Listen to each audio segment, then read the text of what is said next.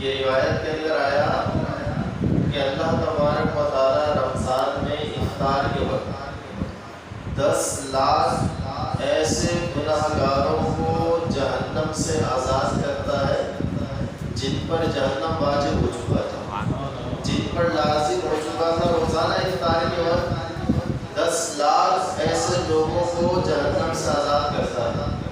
اور جمعے کے دن آتا ہے تو جمعے کے دن کی ہر گھڑی کے اندر اللہ تعالیٰ 10 لاکھ لوگوں کو آزاد کرتا ہے جن پر جہنم واجب ہو۔ سبحان اللہ۔ یعنی جو گھڑیاں گزر رہی ہیں، جو گھنٹے گزر رہے ہیں، 10 لاکھ لوگ ایسے جہنم سے آزاد کیے جائیں گے جن کے اوپر جہنم واجب ہو چکا تھا۔